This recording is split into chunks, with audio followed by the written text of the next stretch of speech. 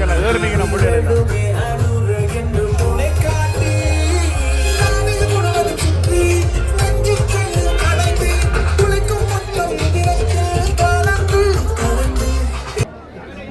මේ අවස්ථාවට සම්බන්ධ වෙලා ඉන්න අපේ ප්‍රවාහනතුමා ඒ වගේම දීර්ඝදර්ශකතුමා இந்நேரத்திலே கலந்து கொண்டிருக்கும் எமது அமைச்சர் நெடுஞ்சாலைகள் அமைச்சர் அதே போன்று கடற்தொழில் நீரியல் அமைச்சர்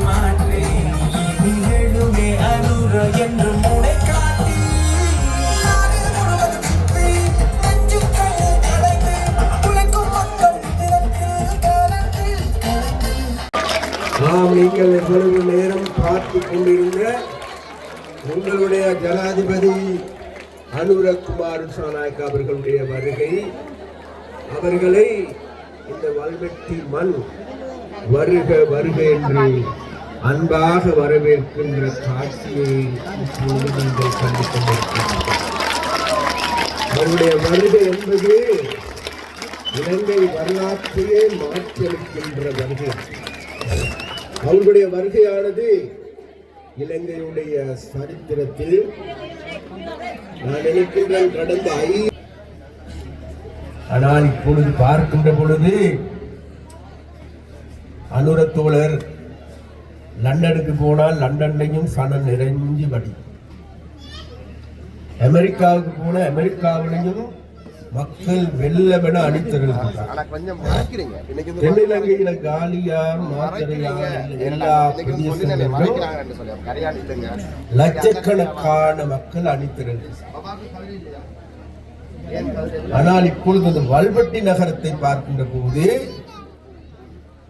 லண்டனுக்கு மாத்திரமல்ல, அமெரிக்காவுக்கு மாத்திரமல்ல, காலி மாத்திரைக்கு மாத்திரமல்ல, எதைக்கும் எதற்கும் சளைத்தவர்கள் அல்ல என்பதை இன்று வல்வெட்டித்துறை மக்கள் அறிவித்திருக்கிறார். அதனால் அந்த மக்களுக்கு என்னுடைய நன்றி வாழ்த்து. அடுத்ததாக உங்களுக்கு எல்லோருக்கும் 2019ஆம் ஆண்டு நடைபெற்ற ஜனாதிபதி தேர்தலின் போது தோழர் அனுரவுக்கு கிடைத்தது 4 லட்சம் வாக்கு, வெறும் 3% வாக்கு. கோட்டாபய ராஜபக்சாவுக்கு 69 லட்சம் வாக்கு, சஜித் பிரேமதாசாவுக்கு 45 லட்சம் வாக்கு, தோழர் அனுராவுக்கு 4 லட்சம் வாக்கு. கணித சூத்திரத்தின் படி பார்த்தால் அனுரவனுடைய வெற்றி சாத்தியமே கிடையாது. ஆனா எல்லாருக்கும் தெரியும், கணித சூத்திரம் அல்ல, சமூக விஞ்ஞானத்தின் படி இதை இவ்வாறான மாற்றங்கள் என்பது ஒரு நொடியில் வேகமாக மிக பாய்ச்சலாக மாறும் என்பதையே அனுரவுடைய வெற்றி குறிப்பிட்டு காட்டுகிறது. அதன் பொழுது ஒரு முக்கியமான வேலை. வணக்கம், ஆய்வுவான், அஸ்ஸலாமு அலைக்கும் என்று கூறிக்கொண்டு உங்கள் அனைவரையும் சந்திக்க இந்த சந்தர்ப்பம் ஏற்பட்ட தொடர்பாக அவர் மிகவும் மகிழ்ச்சி அடைவதாக கூறுகின்றார். අපි හිතනවා අද ලංකාවේ මිනිස්සු වැල්වැටිතුරේදී අලුත් ඉතිහාසයක් ලියන්න පටන් ගන්නවා. இன்று இலங்கையிலே, இலங்கை வரலாற்றிலே இந்த வெல்வெட்டல் அனைவருமே இலங்கையர்கள் என்ற அந்த செய்தியை அந்த வெற்றியின் நம் பின்னாலே இருக்கின்றது. අපි හිතනවා එක ලංකාවක් බිහි වුණේ මේ සැප්තැම්බර් මාසේ 21 වෙනිදා කියලා. நாங்கள் நினைக்கின்றோம் ஒரு இலங்கை, எல்லாருடைய எதிர்பார்ப்போடு ஒரு இலங்கை உருவாகியது செப்டம்பர் 21ஆம் தேதி என்று. එහෙනම් අද අපේ රටේ සිංහල දෙමළ මුස්ලිම් ජනතාව එකට එකතු වෙලා තිබෙනවා. ஆகவே இன்று எமது நாட்டில் சிங்களம் தமிழ் முஸ்லிம் மக்கள் அனைவருமே ஒன்றாக சேர்ந்திருக்கின்றார்கள். ඒ අනුර කුමාර දිසානායක ජනාධිපති සහෝදරයා සහ දේශීය මක්කල් ශක්ති පක්ෂය වටා அது எமது நாட்டின் ஜனாதிபதி அன்று தோழர் சூழ அதே போன்று தேசிய மக்கள் சக்தி சூழதான் இந்த மக்கள் அனைவருமே ஒன்றாக தலைவர் அதே போன்று இந்த நாட்டிலே உங்கள் அனைவருடைய உள்ளங்களையும் கவர்ந்த ஜனாதிபதி அன்பார்ந்த அனுர தோழர் அவர்களை அழைக்கின்றேன் உங்கள் முன்னுரையாற்றுவதற்காக.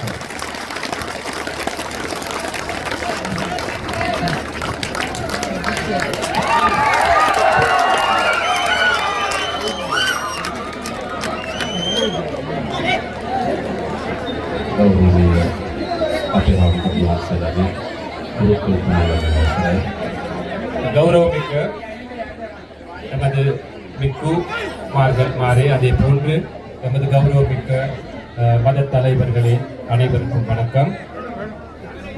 මේ අවස්ථාවට සම්බන්ධ වෙලා ඉන්න අපේ ප්‍රවාහනතුමා ඒ වගේම දීවදතුමා இந்நேரத்திலே கலந்து கொண்டிருக்கும் எமது அமைச்சர் நெடுஞ்சாலைகள் அமைச்சர் அதே போன்று கடற்தொழில் நீரியல் அமைச்சர் ඒ වගේම පාර්ලිමේන්තු මන්ත්‍රීවරුන් වන අපේ කුමරන් සහෝදරයා රාම් සහෝදරයා அதே போன்று பாராளுமன்ற உறுப்பினர்களான இளங்குமரன் රජීවන් සහෝදරයා ரஜீவன் தோழர் அவர்கள் භවනානන්දන් සහෝදරයා பவானந்தன் தோழர் அவர்கள் ඇතුළු සහභාගීලා ඉන්න අම්මලා තාත්තලා සහෝදර සහෝදරියන් අවසරයි. உள்ளிட்ட இங்கு கலந்து கொண்டிருக்கும் அனைவருக்கும் வணக்கம். පළමු කොටම තමුන්නාන්සේලා සියලු දෙනාටම අපි ස්තුතිවන්ත වෙනවා. පහුගිය මහා මැතිවරණයේදී මේ යාපනයේ දිස්ත්‍රික්කයේ මේ ප්‍රදේශවල විශාල ජනතාවක් අප කෙරෙහි විශ්වාස තබල ඡන්දෙ දුන්නා. முதற்கண் இங்கு கூடியிருக்கும் இந்த மக்களுக்கு பொதுவாக யாழ்ப்பாணத்தில் இருக்கும் மக்களுக்கு இந்த கடந்த தேர்தல்களிலே தேசிய மக்கள் சக்தியின் வெற்றிக்காக பாடுபட்டு கஷ்டப்பட்டு எங்களுக்கு ஒத்துழைப்பை வழங்கிய தொடர்பாக அனைத்து மக்களுக்கும் இந்த நேரத்திலே நன்றியை தெரிவித்துக் கொள்கின்றேன். ඒ ඡන්දය ජාතික ජනබලවේගයේ ආණ්ඩුවක් හදන්න විතරක් ඉවහල් වුණු උපයෝගී වුණු ඡන්දයක් නෙවෙයි. அந்த வாக்கு என்பது தேசிய மக்கள் சக்தியின் ஒரு அரசாங்கத்தை அமைப்பதற்காக மட்டும் வழங்கிய ஒரு வாக்கு அல்ல. තමුන්නාන්සේලා ඡන්දෙ දීලා අපේ മന്ത്രിවරු ගණනාවක් පාර්ලිමේන්තුවට ඇරියා. ඒක අපේ ආණ්ඩුව හදන්න ශක්තියක්. நீங்கள் வாக்களித்து பாராளுமன்ற உறுப்பினர்களை பாராளுமன்றத்திற்கு அனுப்பி ஒரு அரசாங்கத்தை அமைப்பதற்காக ஒத்துழைப்பு வழங்கினீர்கள். அது எமக்கு பெரிய ஒரு சக்தி ஆகியது. හැබැයි ඊට වඩා ලොකුම ශක්තිය තමයි අපේ රටේ ජනතාව එකතු කරන්න තමුන්නාන්සේලා ඡන්දෙ දුන්නා. அதையும் விட மிகப்பெரிய சக்தி தான் இந்த நாட்டிலே மக்கள் அனைவருமே ஒன்று சேர்ப்பதற்காகவும் அந்த வாக்களித்துள்ளீர்கள். அதுதான் மிகப்பெரிய சக்தியாக நாங்கள் இந்த தேர்தல் முடிவுகளிலே காண்கின்றோம். ලංකාවේ පළමු වතාවට ආණ්ඩුවක් හැදුනා. උතුරේ ජනතාවද දකුණේ ජනතාවද නැගෙනහිර ජනතාවද කඳුකරේ ජනතාවද සියලු ජනතාවගේ විශ්වාසය දිනාගත් ආණ්ඩුවක්. இலங்கையிலே முதற் தடவையாக ஒரு அரசாங்கம் அமைக்கப்பட்டது. இலங்கையிலே வாழ்கின்ற வடமாகாண மக்கள், தென் மாகாண மக்கள், கிழக்கு மேற்கு மலையகம் இவ்வாறான அனைத்து மாகாணங்களையும் பகுதிகளையும் ஒன்று சேர்த்த ஒரு அரசாங்கம் தான் இம்முறை. දශක ගණනාවක් අපේ රටේ මොන වගේ දේශපාලනද තිබුණේ? பல வருட காலமாக பல தசாப்தங்களாக எமது நாட்டில் எவ்வாறான ஒரு அரசாங்கம் இருந்தது. උතුරේ වෙනම දේශපාලනයක්, දකුණේ වෙනම දේශපාලනයක්, කඳුකර නැගෙනහිර වෙනම දේශපාලනයක්. ඒ විදිහට තමයි දේශපාලනය තිබුණේ. வடக்கிலே ஒரு தனியான அரசியல், தென்பகுதியிலே இன்னொரு தனியான அரசியல், மலையகம் அல்லது கிழக்கு மேற்கு தனித்தனியான அரசியல் தான் காணப்பட்டதாக இருந்தது. අපේ රටේ පැරණි දේශපාලකයෝ අපේ ජනතාව බෙදන දේශපාලනයක හිටියේ. எமது நாட்டிலே பழைய அரசியல்வாதிகள், எங்களுக்கு முன்னிருந்த அரசியல்வாதிகள் மக்களை பிரித்துத்தான் அரசியலை செய்தார்கள். ඒක කොච්චර බෙදුවද කියනවනම් යුද්ධයක් ඇති වෙනකම් බෙදුවා. எவ்வளவு பிரித்தாலும் கொள்கையை கடைபிடித்தார்கள் என்று கூறினால் ஒரு யுத்தம் உருவாகும் அளவுக்கு மக்களை பிரித்தாலும் கொள்கையை உட்படுத்தினார்கள். ඒ නිසා අපේ පරම්පරාව යුද්ධ කරගත්තා. ஆகவே எமது பரம்பரை யுத்தம் செய்து கொண்டார்கள். අපේ පරම්පරාව සැකය අවිශ්වාසය ක්‍රෝධය වෛරය වපුරලා ජීවත් වුණා. எமது அந்த அந்த காலகட்டம் என்பது எமது பரம்பரை என்பது சந்தேகம் அல்லது எதிர் மனப்பான்மை இவ்வாறான பல்வேறுபட்ட அந்த முரண்பாடுகளோடு தான் நாங்கள் வாழ்ந்து கொண்டிருந்தோம். අපිට තවත් බෙදෙන්න ඕනද? எங்களுக்கு இன்னும் பிரிய வேண்டுமா? බෙදෙන්න ඕනද? பிரிய வேண்டுமா? අපි ලංකාවේ පළමු වතාවට ආණ්ඩුවක් හැදුනා. ජනතාව බෙදෙන එක වළක්වලා ජනතාව එකතු වෙන දේශපාලනයකට ආණ්ඩුවක් හැදුනා. இலங்கை வரலாற்றிலே நாங்கள் முதல் தடவையாக ஒரு அரசாங்கத்தை அமைத்தோம். மக்களை பிரிப்பதற்கு பதிலாக மக்களை ஒன்று சேர்க்கும் ஒரு அரசாங்கத்தை நாங்கள் அமைத்தோம். මේ ගම්වලට මීට කලින් රාජ්‍ය නායක ජනාධිපතිලා ඇවිල්ලා තියෙනවද? இந்த பகுதிகளுக்கு அரசாங்கத்திலே பெரிய அதிகாரிகள் அல்லது ஜனாதிபதி போன்றவர்கள் இதற்கு முன் வருகை தந்திருக்கின்றார்களா? ඇයි? ஏன் அது? බෙදුණු ආණ්ඩුවක් තියෙනකොට එහෙමයි. ஒரு பிரிந்திருக்கும் அரசாங்கம் இருக்கும் போது அப்படித்தான். හැබැයි දැන් තියෙන්නේ බෙදීම අවසන් කරපු එකතු කරන ආණ්ඩුවක්. ඒ නිසා තමයි අපි වැලිවැටි තුරේට ඇවිල්ලා මේ දහස් ගණන් අම්මලා තාත්තලා සහෝදර සහෝදරියන් හම්බ වෙන්නේ. இன்று இருப்பது மக்களை பிரிப்பதற்கு பதிலாக மக்களை ஒன்று சேர வைக்கும் ஒரு அரசாங்கம். ஆகவே தான் நாங்கள் இன்று வெல்வெட்டி துறைக்கும் வந்து உங்களை நாங்கள் சந்தித்து இவ்வாறு கலைக்கின்றோம். මේ හයිය මේ එකතු වීම අපි යලි වෙන් වෙන්න ඉඩ දෙනවද? இவ்வாறு நாங்கள் ஒன்று சேர்ந்ததை மீண்டும் ஒரு முறை பிரிப்பதற்கு அளிப்போமா? අපි ඈත් වෙනවද? நாங்கள் இன்னும் ஒதுங்குகிறோமா? නෑ අපි ඔක්කොම එකතු වෙන්න ඕන. இல்லை, நாங்கள் அனைவருமே ஒன்றாக சேர வேண்டும். මම මේ සැරේ අයවැය ලේකරයට දානවා අලුත් යෝජනාවක්. இம்முறை வரவு செலவு திட்டத்திற்கு தோழர் புதிய ஒரு யோசனை போடுகின்றாராம். අපේ රටේ හැම වෙලාවෙම තියෙන්නේ අපි එකිනෙකාට වෙනස් වූ උත්සව. நாங்கள் அனைவருக்குமே இந்த நாட்டிலே வாழ்கின்ற ஒவ்வொரு சாரார் ஒவ்வொரு இனத்திற்கு இருப்பது வெவ்வேறான விழாக்கள் வைபவங்கள். තයි පොංගල් උත්සවය දෙමළ ජනතාව හින්දු ජනතාව සමරනවා. தைப்பொங்கல் இந்து தமிழ் மக்கள் கொண்டாடுகிறார்கள். වෙසක් උත්සවය බෞද්ධ ජනතාව සමරනවා. விசாக் பண்டிகை பௌத்தர்கள் கொண்டாடுகிறார்கள். ක්‍රිස්තියානි ජනතාව නත්තල් සමරනවා. கிறிஸ்தவர்கள் நத்தாரை கொண்டாடுகிறார்கள். ඉස්ලාම් ජනතාව රාමසාන් සමරනවා. இஸ்லாமியர்கள் ராமசானை கொண்டாடுகிறார்கள். හැබැයි දෙමළ සිංහල මුස්ලිම් බෞද්ධ හින්දු කතෝලික ඉස්ලාම් අපි ඔක්කොම එකතු වෙලා සමරන දිනයක් ඕනේ නැද්ද අපිට? ஆனால் சிங்களவர் தமிழர் முஸ்லிம் என்ற வேறுபாடு இல்லாமல் பௌத்தம் இந்து கத்தோலிக்க இஸ்லாமியர் என்ற வேறுபாடு இல்லாமல் நாங்கள் அனைவருக்குமே ஒன்றாக சேர்ந்து கொண்டாட வேண்டிய ஒரு விழா வேண்டுமா வேணாமா? අපි සැලසුම් කරලා තියෙනවා. අපි සැලසුම් කරලා තියෙන ඔක්තෝබර් මාසේ මේ සියලු ජන ප්‍රජාවන්ගේ සංස්කෘතීන් ආහාර රටා ජීවන රටාව ඒ වගේම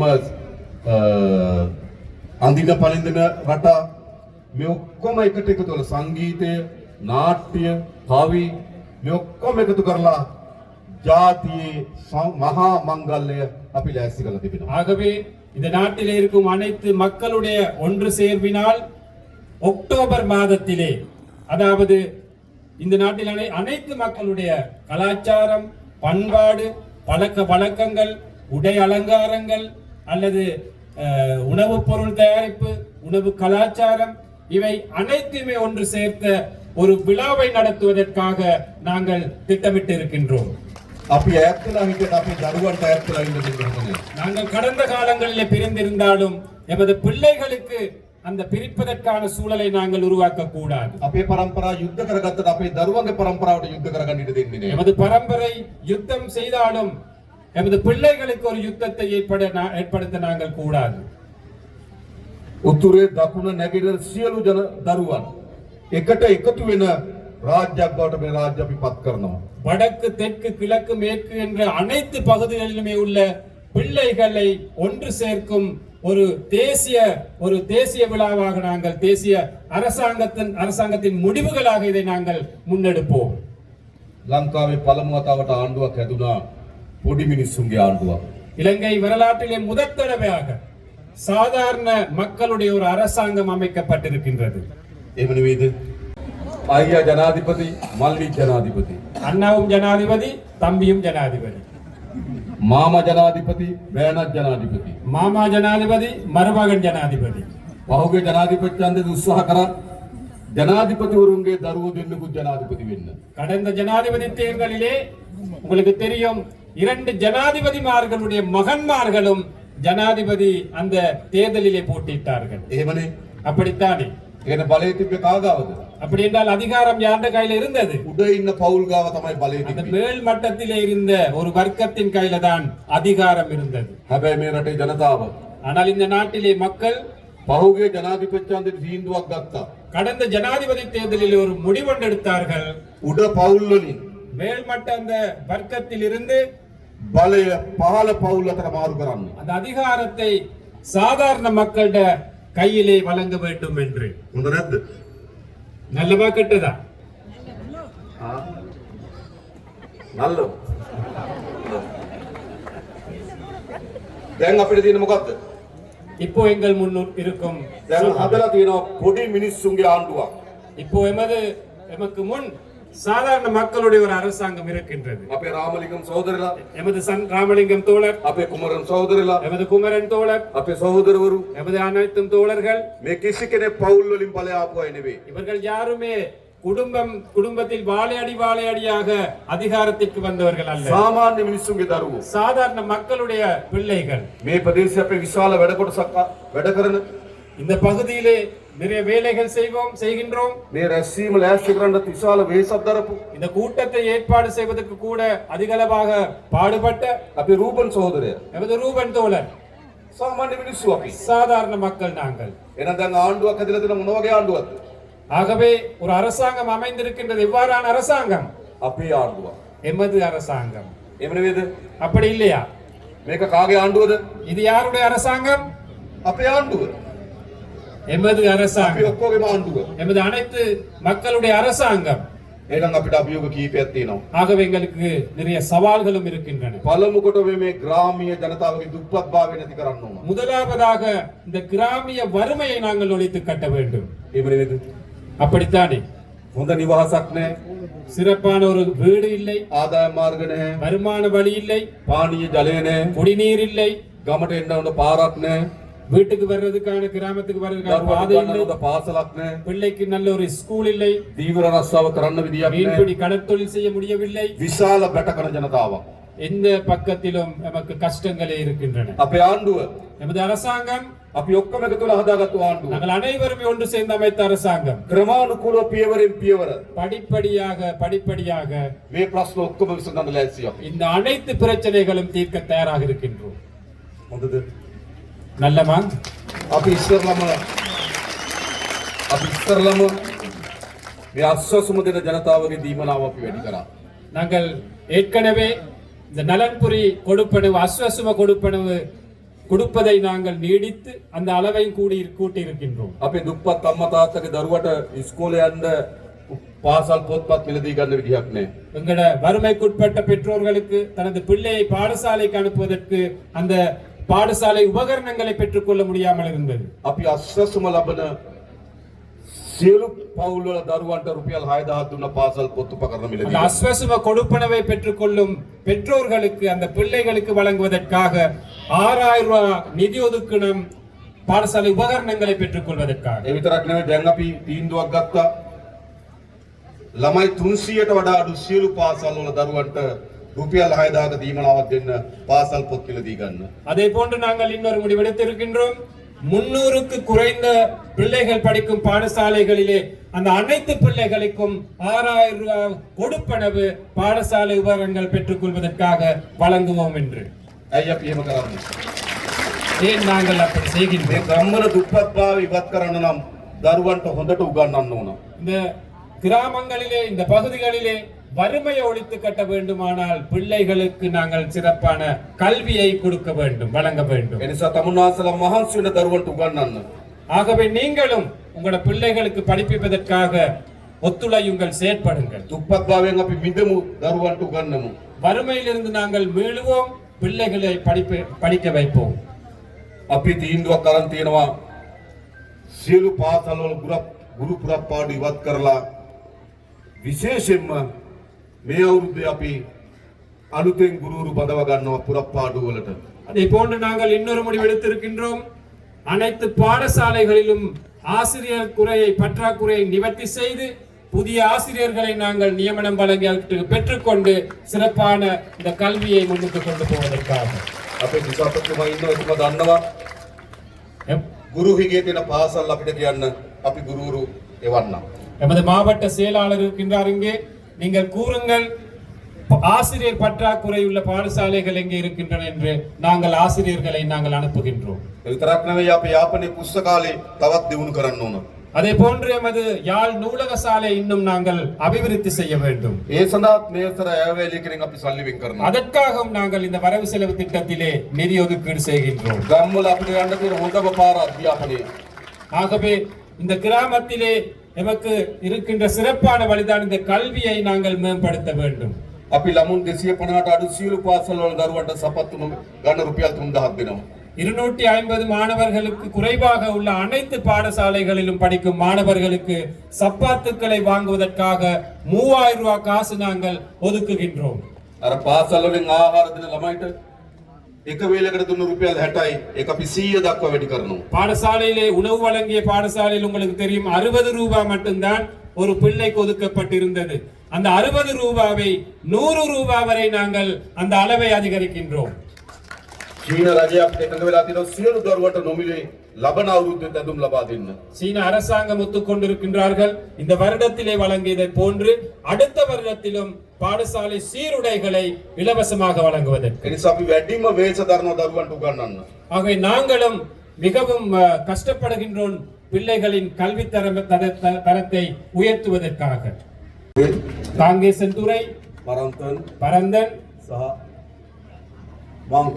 மாங்குளம் අලුත් කර්මාන්ත පුර තුනක් ඇති කරනවා. 3 புதிய தொழில் பேட்டைகள் அல்லது பொருளாதார மையங்களை நாங்கள் அமைக்க திட்டமிட்டிருக்கின்றோம். අපි විදේශගත ශ්‍රී ලාංකිකයන්ට ආරාධනා කරනවා වගේ ආයෝජනය කරන්න ඉන්න කියලා. நாங்கள் அழைக்கின்றோம் வெளிநாடுகளில் இருக்கும் இளைஞர்களுக்கு, புலம்பெயர் இளைஞர்களுக்கு அவற்றில் முதலீடுகள் செய்ய வாருங்கள் என்று. වැඩියෙන්ම මේ පළාත් වල ජීවත් වෙන තරුණයන්ගේ අපේක්ෂාව රට අත්හැරලා යන එක. இங்க இருக்கும் இளைஞர்களுடைய எதிர்பார்ப்பும் இந்த நாட்டை விட்டு வெளியேறுவதுதான் எதிர்பார்ப்பாக இருக்கின்றது. ඇයි රස්සාවක් නැහැ? ஏன் சரியான ஒரு தொழில் இல்லை. අපි කර්මාන්ත පුර ටික හදන්නම් ඕගොල්ලෝගේ දරුවන්ට රස්සා ටික හොයලා දෙන්න. நாங்கள் அந்த தொழில் மையங்களை, கைத்தொழில் மையங்களை அமைக்கின்றோம் உங்களுக்கு தொழில் வாய்ப்புகளை பெற்றுக் கொள்வதற்காக. ඒ වගේම මේ අවුරුද්දේ අපි රජයේ පුරප්පාඩු පුරවන්නක් බලාපොරොත්තු වෙනවා. அதே போன்று இந்த வருடத்தில் நாங்கள் அரச துறையில் இருக்கும் வெற்றிடங்களை நிரப்புவதற்கும் எதிர்பார்க்கின்றோம். විශේෂයෙන්ම අපි අපේ පොලිසිය වල විශාල හිගයක් තියෙනවා දෙමළ භාෂාව කතා කරන අය. நமது போலீஸ் துறை எடுத்துக்கொண்டால், காவல்துறை எடுத்துக்கொண்டால் மிகப்பெரிய வெற்றிடம் ஒன்று இருக்கின்றது. தமிழர்கள் அந்த போலீஸ் துறையிலே குறைவாகத்தான் இருக்கின்றார்கள். අපි මේ අවුරුද්දේ පොලිසියට අලුතින් 2000ක් බඳව ගන්න බලාපොරොත්තු වෙනවා. දෙමළ තරුණයන්ට අපි ආරාධනා කරනවා පොලිසියට බැඳෙන්න කියලා. நாங்கள் எதிர்பார்க்கின்றோம் கிட்டத்தட்ட 2000 பேர் போலீஸ் துறைக்கு இணைத்துக் கொள்வதற்காக நாங்கள் இங்கிருக்கும் தமிழ் இளைஞர்களை நாங்கள் அழைக்கின்றோம். போலீஸ் துறையிலே நாங்கள் இணைந்து செயல்படுவோம் என்று. உங்களுக்கு லாஸ்ட் நீங்கள் தயாரா போலீசிයට බැඳෙන්න? போலீஸில் இணைவதற்கு?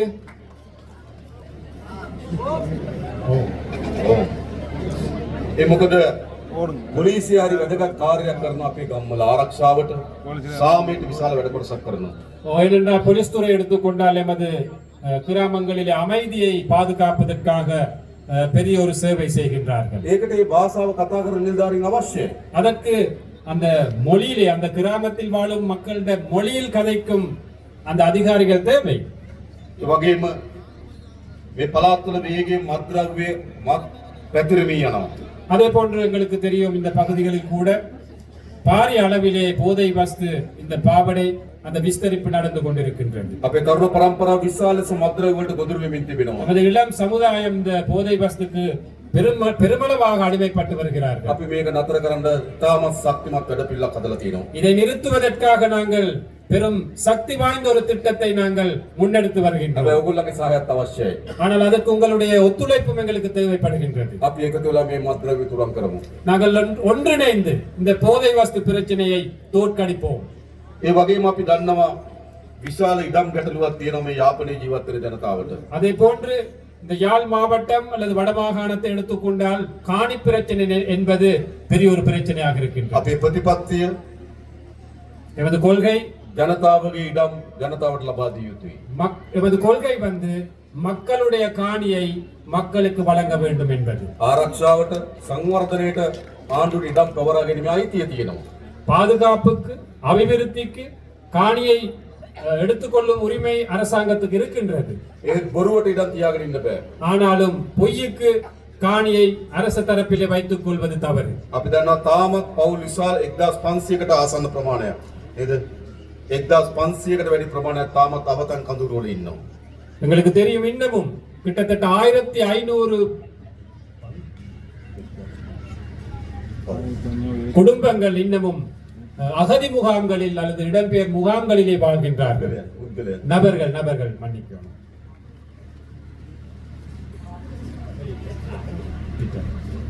ඒ නිසා ඒගොල්ලන්ට අපි ඉක්මනින්ම තමන්ගේ වාසස්ථාන ලබා දෙන්න කටයුතු කරනවා. ஆகவே அவர்களுக்கும் நிரந்தரமான வீடுகள் வீட்டு வசதிகளை செய்து கொடுப்பதற்காக நாங்கள் முடிவெடுத்திருக்கின்றோம். අපි ඉඩම් ගැටලුව විසඳන්න. நாங்கள் காணி பிரச்சனை தீர்க்கின்றோம். විතරක් නෙවෙයි ගම්වල அது மட்டுமல்ல கிராம மட்டத்திலே විශාල ලෙස පාරවල් කඩා වැටලා තියෙන්නේ. நிறைய பாதைகள் போக இயலாத ஒரு நிலையில இருக்கின்றன. ගම් වතුර නිසා හානි වුණා. வெள்ளப்பெருக்கு பிரச்சனை இருக்கின்றது. කාලයක් තිස්සේ නඩත්තු නොකරපු නිසා හානි වෙලා நீண்ட நாட்களாக அந்த பாதை பராமரிக்கவில்லை. අපි අද දිස්ත්‍රික් සංවර්ධන කමිටුව කැඳෙව්වා. நாங்கள் இன்று மாவட்ட அபிவிருத்தி குழு கூட்டத்தை கூட்டினோம். ඒදී අපි මාර්ග සංවර්ධන අදාළ නිලධාරීන්ගෙන් ඇහුවා කීයක් ඕනද පාරවල් හදන්න මේ අවුරුද්දේ හදන්න පුළුවන් ගාන කියන්න. ඒකට අපි සල්ලි වෙන් කරලා දෙනවා. அந்த கூட்டத்திலே கேட்டிருக்கின்றார் எவ்வளவு நிதி தேவை, அந்த பாதைகளை புனரமைப்பதற்கு புதிதாக அமைப்பதற்கு எவ்வளவு நிதி தேவை, அந்த நிதியை இந்த வருடத்திலே வரவு செலவு திட்டத்திலே வழங்குவோம் என்று தோழர் வாக்குறுதி அளிக்கின்றார். පාරවල් ටික හදන්න ඕන. அந்த பாதைகளை அமைக்க வேண்டும். හොඳ පානීය වතුර දෙන්න ඕන. சிறப்பான குடிநீர் வசதியை கொடுக்க வேண்டும். ඒවා තමයි ජනතාවගේ ප්‍රශ්න. அவைதான் மக்களுடைய பிரச்சனைகள். දැන් අපි ආණ්ඩුවක් හදලා තියෙන මොකටද? நாங்கள் ஒரு அரசாங்கத்தை அமைத்திருக்கின்றோம். எதற்காக?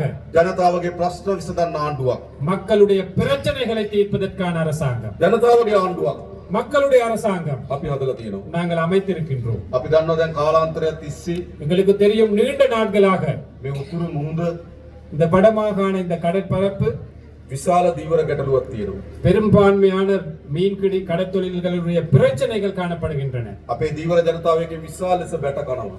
எமது மீனவர்கள் அதில் கவலைப்படுகின்றார்கள், கஷ்டப்படுகின்றார்கள். මුහුදේ තියෙන පරිසර පද්ධතිය පවා විනාශයට ලක් වෙනවා. அந்த கடல் அடியில் உள்ள அந்த நிலைகள் கூட சுற்றுச்சூழல் கூட அழிவடைந்து අපේ வருகின்றன. දීවරේට මුහුද යන්න බැරි තත්ත්වයක් ඇති වෙලා තිබෙනවා. எமது மீனவர்களுக்கு கடற்தொழிலுக்கு போக இயலாத ஒரு நிலை இருக்கின்றன. ඒ ප්‍රශ්නේ විසඳන්න ඕන. அந்த பிரச்சனை தீர்க்க வேண்டும். අපි ඉන්දියානු රජයත් එක්ක කීප අවස්ථාවකදී සාකච්ඡා කරා. நாங்கள் இந்திய அரசாங்கத்திடம் பல தடவைகள் பேச்சுவார்த்தை நடத்தினோம். නාවික හමුදාවන්ට අපි ආරක්ෂාව තහවුරු කරන්න කියලා නියෝග දුන්නා. கடற்படைக்கு எமது கடற்பரப்பிலே பாதுகாப்பை வலுப்படுத்த வேண்டும் என்ற அந்த கட்டளை நாங்கள் விட்டிருக்கின்றோம். ද පියවරෙන් පියවර படிப்படியாக ක්‍රමානුකූලව මේ දීවරය මුහුණ දී තිබෙන ගැටලුව අපි විසඳන්න කටයුතු කරනවා. இந்த கடற்தொழிலாளர்கள் மீனவர்கள் முகம் கொடுக்கும் பிரச்சனைகளை நாங்கள் தீர்ப்போம். මේ මුහුද තමුන්නාන්සලගේ මුහුද இந்த கடற்பரப்பு என்பது உங்களுடைய கடல். මාළුවන් අල්ලන්න අයිතිය තියෙන තමුන්නාන්සලට. மீன் பிடிக்கும் உரிமை இருப்பது உங்களுக்கு. ඒ අයිතිය අපි තහවුරු කරන්න ඕන. அந்த உரிமையை நாங்கள் உறுதிப்படுத்த வேண்டும். ඒ සඳහා අපිට කාලයක් දෙන්න. அதற்கு சில காலங்கள் எங்களுக்கு வழங்குங்கள். හැබැයි විසඳන්න ඕනේ ප්‍රශ්නේ. கட்டாயமாக நாங்கள் அதை தீர்க்க வேண்டும், தீர்க்க வேண்டிய ஒரு பிரச்சனை. අපේ දීවර ජනතාව බයෙන් நமது மீனவர்கள் பயந்து මුහුද යන්නේ නැතුව கடலுக்கு செல்லாமல் මුළු මාළු සම්පතම විනාශ කරමින් ஒட்டுமொத்த மீன் வளத்தையும் அழித்த வண்ணம் නීති විරෝධී ටෝලර් යාත්‍ර උපයෝග කරගනිමින් சட்டவிரோதமான ட்ரோலர்களை பயன்படுத்தி මේ කරන විනාශය නතර කළ යුතුයි. இந்த அழிவை நிப்பாட்ட வேண்டும். கட்டாயமாக නතර කරන්න ඕනේ නැද්ද? நிப்பாட்ட வேணாமா?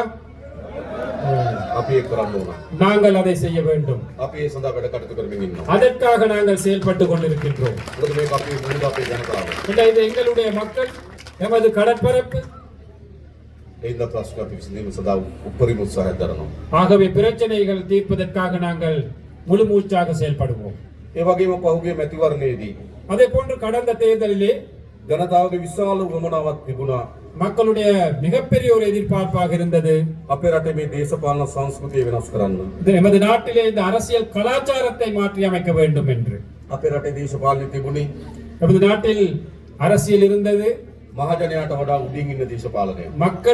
மக்களை விட மேலாக இருக்கும் அரசியல் தான் எமது நாட்டிலே காணப்பட்டது. මහජනයාත් එක්ක සමීප දේශපාලනයක් නෙවෙයි. மக்களுடைய நெருக்கம் ஒன்று இருக்கவில்லை.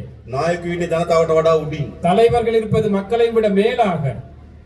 මහජනයාගේ ධන විශාල ප්‍රමාණයක් පාලක නාස්ති කරනවා. மக்களுடைய உங்களுடைய வரிப்பணத்தை அதிகாரிகள் எவ்வளவு வீணாக்கினார்கள். විශාල ප්‍රමාණයක් හොරකම් කරනවා. அதிகளவானதை களவெடுத்தார்கள், திருடினார்கள். අපි ඒක නතර කරපු ආණ්ඩුවක්. அதை நிறுத்திய அரசாங்கம் ஒன்று எமது அரசாங்கம் என்பது. මේ කංකසන්තුරේ හදලා තියෙනවා නේද ජනාධිපති මණ්ඩලය. வெல்வெட்டி துறை அல்லது காங்கேசன் துறையிலையும் இருக்குதானே ஜனாதிபதி மாளிகை ஒன்று. දැකලා තියෙනව නේද? கண்டிருக்கிறீங்களா? මයිලිටි ප්‍රදේශයේ තියෙනවා. ඔව්. මෙහෙට ජනාධිපති මණ්ඩලයක් ඕනද? இங்க ஜனாதிபதி மாளிகை ஒன்று தேவையா? මට නම් එපා. தோழருக்கு வேணாமா? ඕගොල්ලන්ට ඕනද? உங்களுக்கு வேணுமா? வேண்டாம். මට එපා. தோழருக்கு வேண்டாமா? அது අපි අද දිසාපතිතුමාටත් ආණ්ඩුකාරතුමාටත් කිව්වා ඒකට ගැළපෙන ව්‍යාපෘතියක් හොයලා දෙන්න. අපි ඒකට ජනාධිපති මන්දිරය දෙන්න. இன்று மாவட்ட செயலாளருக்கும் அதே போன்று ஆளுநர் அவர்களுக்கும் கூறினாராம். அந்த மாளிகை தொடர்பாக எதிர்காலத்தில் அதை எப்படி பராமரிப்பதற்கான உரிய திட்டம் ஒன்று அமையுங்கள், அதற்கு ஆதரவு அளிக்கிறோம் என்று. හොඳද? நல்லமா? ඒක යුනිවර්සිටි එකක් දාන්න හොඳයි නම් අපි ඒක කරමු. அதுல பல்கலைக்கழகம் ஒன்று போட வேணுமா இருந்தா அதுக்கு சப்போர்ட் பண்றோம். සංස්කෘතික මධ්‍යස්ථානයක් දාන්න ඕන නම් ඒක කරමු. கலாச்சார ஒரு மண்டபமாக அமைக்க வேண்டும் என்றால் அதற்கு ஆதரவு தெரிவிக்கிறோம். හොඳයිද? நல்லமா? මෙහි විතරක් නෙවෙයි නුවරඑළිය මාලිගයටත් අපි ඒක කරනවා. இங்கு மட்டுமல்ல, நுவரெலியாவிலும் இருக்கு, அதற்கும் அப்படித்தான் செய்வோம். අනුරාධපුරයකටත් ඒක කරනවා. அனுராதபுரத்தில் இருக்கும், அதற்கும் அப்படித்தான் செய்வோம். මයියංගනයකටත් ඒක කරනවා. மையாங்கடையில் இருக்கு ஒன்று, அதற்கும் அப்படித்தான் செய்வோம். කතරගමයකටත් ඒක කරනවා. கதிர்காமத்தில் இருக்கு, அதற்கும் அப்படித்தான் செய்வோம். මේ හැමතැනම ජනාධිපති මන්දිරය. அனைத்து இடங்களிலுமே ஜனாதிபதி மாளிகைகள். அவர் අවතාර කියලා ෆිල්ම් එකක් තිබ්බ නේද? அவதார் என்ற ஒரு படம் இருந்துச்சு, பாத்தீங்களா? අවතාර කමලාසන් හිටියේ අවතාර. அவதார் අවතාර. දසවතාර. ரசாவதார். ඒ වගේ තමයි ජනාධිපති. එක එක ස්වරූපයෙන් ඉන්න එක එක මාලිගා. அது தசாவதாரம் மாதிரி என்ன, ஒவ்வொரு மாளிகைகள் ஒவ்வொரு விதமாக இருக்கிறது தான் அதுகளை அமைச்சிருக்கு. අපි ඒක වෙනස් කරනවා. அதை நாங்கள் மாற்றி அமைப்போம். හොඳයිනේ. நல்லதானே? ඇයි ஏன் அது? මහජනයාගේ දෙන මෙච්චර නායකයෝ නාස්ති කරන්න හොඳ නෑ. மக்களுடைய பணத்தை வீணாக்க கூடாது இந்த தலைவர்கள். මහජනයාගේ ධනෙ නායකයෝ මෙච්චර වියදම් කරන්න හොඳ නෑ. மக்களுடைய பணத்தை இந்த அரசியல் தலைவர்கள் இவ்வாறு செலவழிக்க கூடாது. අපි දුප්පත් රටක්. நாங்கள் வறுமைக்குட்பட்ட ஒரு நாடு, ජනතාවත් දුප්පත්. மக்களும் வறுமைக்குட்பட்டவர்கள். නායකයා தலைவர் දසවතාර. தசாவதாரம். හොඳද? நல்லமா அது? ඒ දේශපාලන වෙනස් වෙන්න ඕනේ නැද්ද? அந்த அரசியல் மாறணுமா வேணாமா? අන්න ඒ දේශපාලන අපි වෙනස් කරලා තියෙනවා. அந்த அரசியலை நாங்கள் மாற்றி இருக்கின்றோம். මේ දේශපාලන තමයි අපේ රට ඕන. இந்த அரசியல் தான் நமக்கு தேவைப்படுவது. ඒ නිසා අපේ රට ගොඩනැගීමේ දිශාවට අපි පය තබලා තියෙනවා. ஆகவே இந்த நாட்டை அபிவிருத்தி செய்யும் அந்த பயணத்தை நாங்கள் ஆரம்பித்திருக்கின்றோம். විශේෂයෙන් මේ උතුරු පළාත ඉලක්ක කරගත්තු සංවර්ධන සැලසුම් ගණනාවක් අපි සැලසුම් කරලා තිබෙනවා. விசேடமாக இந்த வடமாகாணத்தை இலக்காக வைத்த பல்வேறு அபிவிருத்தி திட்டங்களை நாங்கள் முன்னெடுக்க මම திட்டமிட்டிருக்கிறோம். කලින් කිව්වා වගේ කර්මාන්ත කලාප 3ක්, ஏற்கனவே கூறியதை போன்று தொழில் மையங்கள் 3, ඒ වගේම සංචාර කර්මාන්ත දියුණු කරන්න සැලසුමක්, அதே போன்று சுற்றுலாத்துறை வளர்ப்பதற்கான திட்டம், ඒ වගේම අපි හඳුනාගෙන තියෙනවා මේ උතුරු පළාතේ පොල් වගා කරන්න පුළුවන් අක්කර 40000ක් තියෙනවා කියලා. அதே போன்று நாங்கள் கண்டறிந்திருக்கின்றோம் இந்த வடமாகாணத்திலே தென்னை பயிர் செய்யக்கூடிய 40,000 ஏக்கர் காணிகள் இருக்கின்றது என்று. මේ අයවෙන් අපි ඒකට සල්ලි වෙන් කරනවා. இந்த வரவு செலவு திட்டத்திலே அதற்காகவும் நாங்கள் நிதி ஒதுக்கீடு செய்கின்றோம். වගා කරන්න කැමති අයට அதில் பயிரிடக்கூடிய அந்த விருப்பமானவர்களுக்கு පොල් පැල දෙන, தென்னை பிள்ளைகள், බිම සකස් කරගන්න මුදලක් දෙන, அந்த நிலத்தை செய்வதற்கான பணம், පොහොර දාන්න මුදලක් දෙනවා අපි. பசலையிடுவதற்காக நிதி, நாங்கள் வழங்குவோம். ඔබල වගා කරන්න. ඈතිද? நீங்கள் பயிரிட விருப்பமாக இருந்தால் நாங்கள் அவற்றை வழங்க தயாராக இருக்கின்றோம். වගා කරන්න ඕන. தென்னை பயிற்சியை நாங்கள் අපි முன்னெடுக்க ඔක්කොම එකතු වෙලා රට හදන්න ඕන. நாங்கள் அனைவருமே ஒன்றிணைந்து இந்த நாட்டை கட்டியெழுப்ப வேண்டும். මම දන්නවා මේ උතුරු පළාතේ ජනතාව எனக்கு தெரியும் இந்த வடமாகாணத்திலே உள்ள மக்கள் විශාල ලෙස කෘෂිකර්මාන්තයේ වේසන ජනතාවක්. கணிசமான மக்கள் விவசாயத்துறையில் ஈடுபடுகின்றார்கள். හැබැයි නිසි මිලක් නැහැ. ஆனால் சரியான விலை இல்லை, නිසි සැලැස්මක් නැහැ. சரியான ஒரு திட்டம் ஒன்று இல்லை.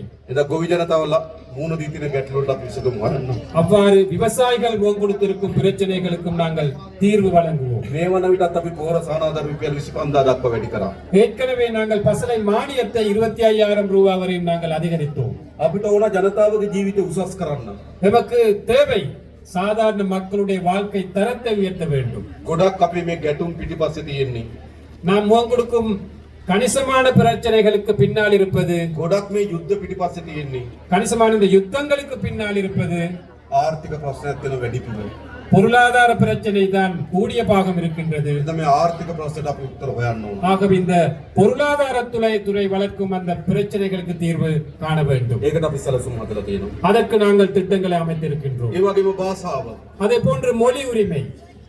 අපි ප්‍රධාන වශයෙන් සිංහල දෙමළ භාෂාව කතා කරන ජන කණ්ඩායම් දෙකක් ඉන්නවා. பிரதானமாக இந்த நாட்டிலே தமிழ் சிங்களம் என்ற மொழிகளை கதைக்கும் மக்கள் இருக்கின்றோம். ඒ හැම පුරවැසියෙකුටම அந்த அனைத்து பிரஜைகளுக்கும் තමන්ගේ භාෂාවෙන් රාජ්‍යත් එක්ක ගනුදෙනු කරන දෙන අයිතිය හදන්න ඕන.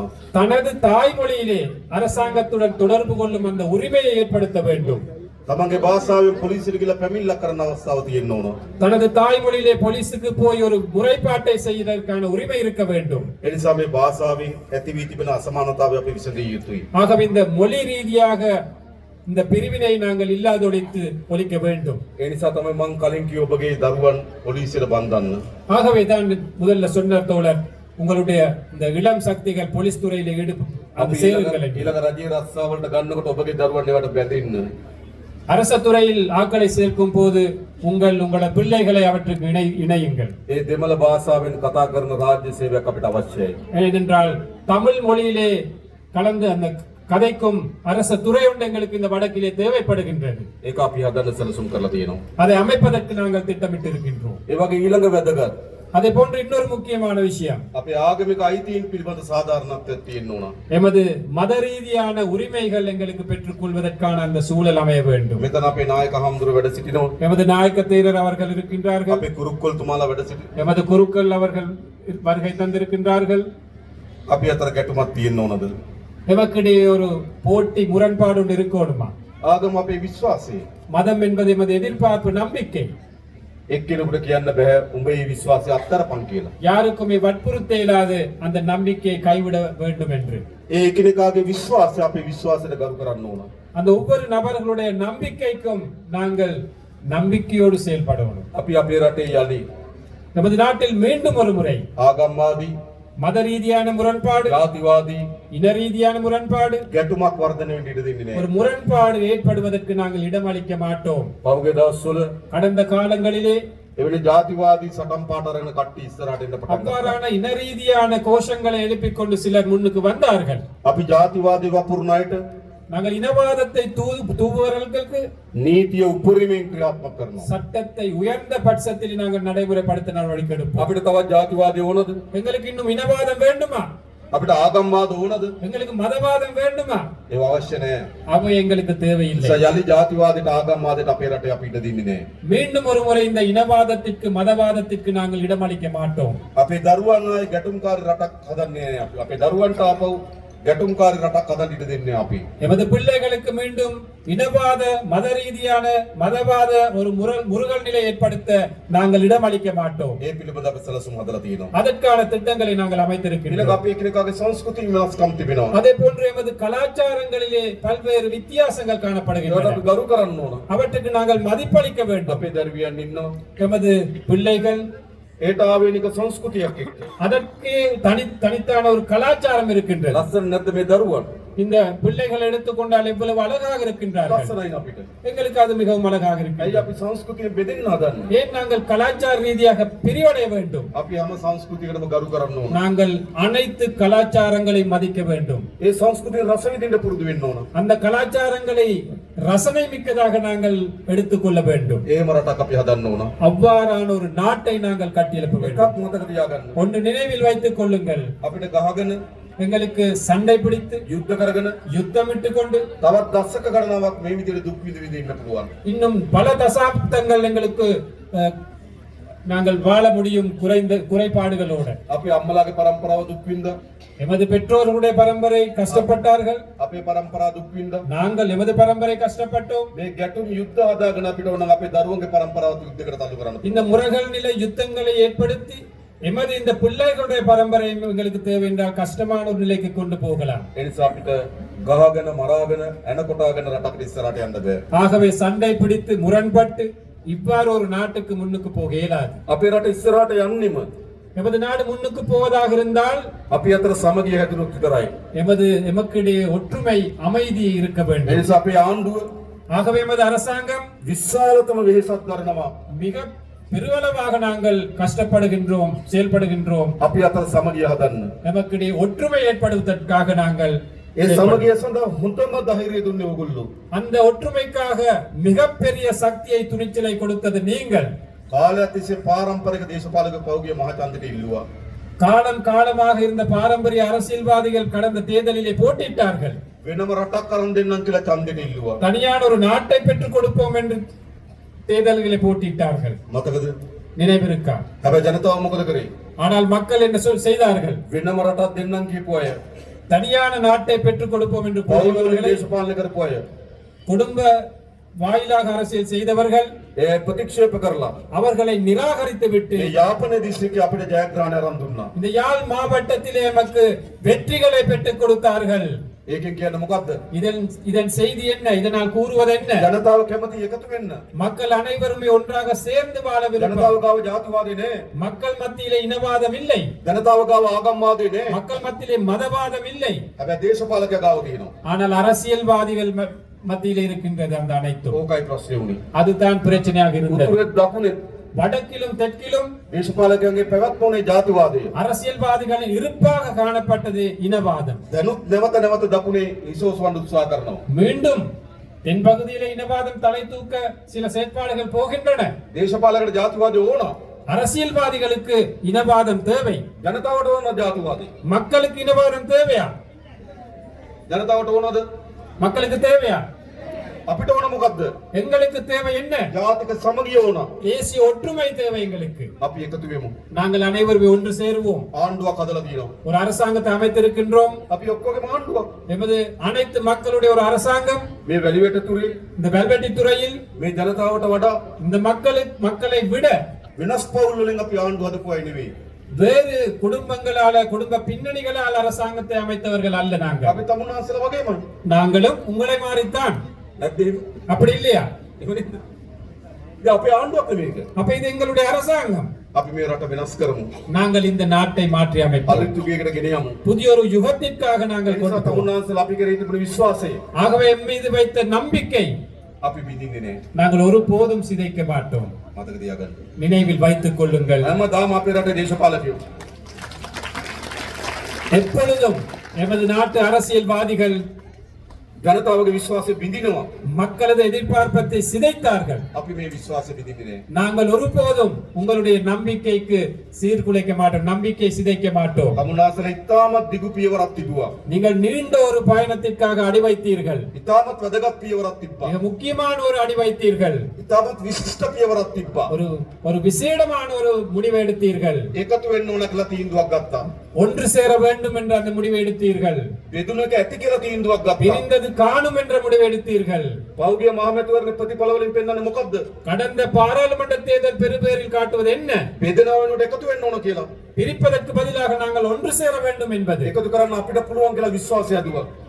அதை இணைக்க நமக்கு முடியும் என்ற நம்பிக்கை ஏற்படுத்தினீர்கள். අපි මේ විශ්වාසය රකිනවා. அந்த நம்பிக்கை நாங்கள் பேணுவோம். මේ රටේ හොරකම නතර කරනවා. இந்த நாட்டின் ஊழலை திருட்டை நாங்கள் நிறுத்துவோம். නාස්තිය නතර කරනවා. வீண் விரயத்தை நிறுத்துவோம். හොරකම් කරපු අයට දඬුවම් දෙනවා. திருடியவர்களுக்கு தண்டனை கொடுப்போம். මොකද என்ன சொல்றீர்கள்? நல்ல மக்கள்தா ඕනද නැද්ද? தேவையா இல்லையா? අවශ්‍යයි. தேவை தேவை. අපේ රටේ දරුවට විදින ඉන්ජෙක්ෂන් එකෙන් හොරකම් කරලා නම් எமது பிள்ளைகளுக்கு குழந்தைக்கு ஏத்தும் ஊசியிலே களவெடுத்திருந்தால், බාල බෙහෙත් ගෙනල්ලා නම් தர குறைவான மருந்துகளை இறக்குமதி செய்திருந்தால், ස්පිරිතාලේ හදනකොට ඒකෙන් හොරකම් කරලා නම් வைத்தியசாலைகளில் இருந்து களவெடுப்பதாக இருந்தால், බාර හදනකොට ඒකෙන් හොරකම් කරලා නම් வீதியை அமைக்கும் போது அதிலிருந்து களவெடுத்திருந்தால், කෝටි ගණන් ධන එක්රැස් කරගෙන යන දේශපාලකයෝ கோடிக்கணக்கான நிதியை அரசியல்வாதிகள் ஒன்று சேர்த்திருக்கின்றார்கள். ඒ ගැන පරීක්ෂණ කරන්න ඕනේ නැද්ද? அது தொடர்பாக விசாரணை நடத்த வேண்டுமா வேண்டாமா? දඬුවම් දෙන්න ඕනේ නැද්ද? தண்டனை வழங்க வேண்டுமா வேண்டாமா? අන්නේ දඬුවම් දෙන ආණ්ඩුව තමයි ජාතික ජනබලවේගය. அவ்வாறு தண்டனை வழங்கும் அரசாங்கம் தான் தேசிய மக்கள் சக்தி அரசாங்கம்.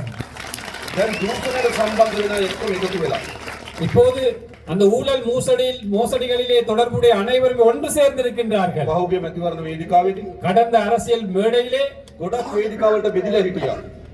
பல மேடைகளிலே பிரிந்திருந்தார்கள். සමහර අය කොළ පාට වේදිකාවේ, சிலர் பச்சை மேடையிலே, සමහර අය කහ පාට වේදිකාවේ, சிலர் மஞ்சள் மேடையிலே, සමහර අය දුඹුරු පාට වේදිකාවේ இன்னும் சிலர் அந்த சிவப்பு மேடையிலே ඡන්දෙදි බෙදලා හිටියා. தேர்தலிலே பிரிந்திருந்தார்கள். දැන් මොකද වෙන්නේ? இப்போ என்ன நடக்குது? අන්න ඊයේ සාකච්ඡා තියලා එකතු වෙන්න நேற்று அவர்கள் கலந்து ஆலோசிக்கின்றார்கள் ஒன்று சேர்வதற்காக. බලනකොට කවුද? யார் அதில் இருப்பவர்கள்? එක්කෙනෙක් මහ බැංකුවට ගහලා, ஒருவர் மத்திய வங்கியை கொள்ளையடித்தவர், තව කෙනෙක් ඕස්ට්‍රේලියාවේ සුද්දෙක් රවට්ටලා, இன்னொருத்தர் ஆஸ்திரேலியாவில் ஒரு வெள்ளை அந்த குடிமகனை ஏமாற்றியவர், තව කෙනෙක් කනිත් තෙල් වලින් විදු ගහලා. இன்னொருத்தர் எரிபொருளால களவெடுத்தவர். දැන් මොකද වෙලා තියෙන්නේ? இப்போ என்ன நடந்திருக்கின்றது? මේගොල්ලෝ ඔක්කොම එකතු වෙලා මොකටද? இந்த அனைவரும் ஒன்று சேர்ந்து இருக்கிறார்கள். எதற்காக? බේරෙන්න. தப்புவதற்காக, அதிலிருந்து தப்புவதற்காக. හැබැයි ඒගොල්ලෝ එකතු වුණාට ජනතාව අපි එකතු වෙලා ඉන්න තාක්කල් ඒගොල්ලන්ට මේ වැඩේ කරන්න බෑ. அவர்கள் ஒன்று சேர்ந்தாலும், மக்கள் என்ற அடிப்படையில் நாங்கள் ஒன்று சேர்ந்து இருக்கும் வரையும் அவர்களுடைய எதிர்பார்ப்பை நிவர்த்தி செய்ய முடியாது. ඒගොල්ලෝ උත්සාහ කරන්නේ එකතු වෙලා පරීක්ෂණ කරන එක නතර කරන්න. அவர்கள் முயற்சிப்பது அவர்கள் ஒன்று சேர்ந்து இந்த விசாரணைகள் நடத்துவதை நிப்பாட்டுவதற்காக. එකතු වෙලා දඬුවම් දෙන එක වළක්වන්න. ஒன்று சேர்ந்து தண்டனை கொடுப்பதை நிப்பாட்டவே அவர்கள் முயற்சிக்கிறார்கள். හැබැයි උඩ ඒගොල්ලෝ එකතු වුණාට அவர்கள் மேல் மட்டத்திலே ஒன்று சேர்ந்தாலும், බිම ජනතාව එකතු වෙලා ඉන්නේ අද මේ ආණ්ඩුවත් එක්ක. கீழ் மட்டத்திலே மக்கள் ஒன்று சேர்ந்திருப்பது இந்த அரசாங்கத்துடன். ඒ නිසා මේ දූෂිතන දඬුවම් දීමේ වැඩේ අපි කරනවා. ஆகவே நாங்கள் இந்த ஊழல் மோசடியாளர்களுக்கு தண்டனை வழங்கும் அந்த செயற்பாட்டை கட்டாயமாக நாங்கள் முன்னெடுப்போம். අන්න එහෙම ආණ්ඩුවක් වෙන්නේ. அவ்வாறான ஒரு அரசாங்கம் தான் அமைந்திருக்கின்றது. දැන් එනම් මොකද කරන්න ඕන?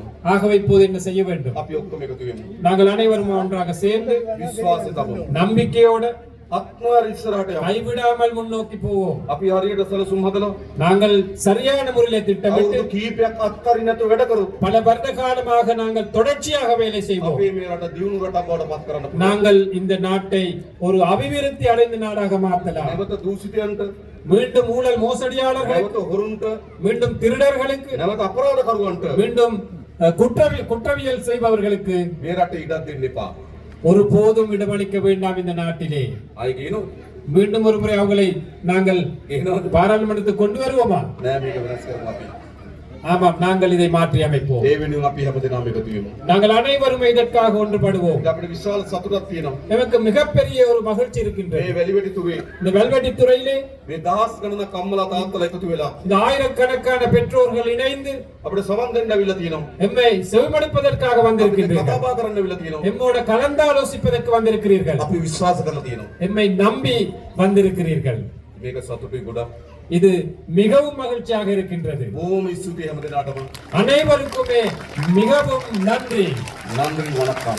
நன்றி வணக்கம் என்று கூறிக்கொண்டு தோழர் விடைபெறுகின்றார். ஆகவே இந்த கூட்டத்தின் நிகழ்வுகளுடன் இத்துடன் நாங்கள் முடிவுக்கு கொண்டு வருகின்றோம். இங்கு வருகை தந்த அனைவருக்குமே நன்றி கூறிக்கொண்டு நாங்கள் விடைபெறுகின்றோம். நன்றி, வணக்கம்.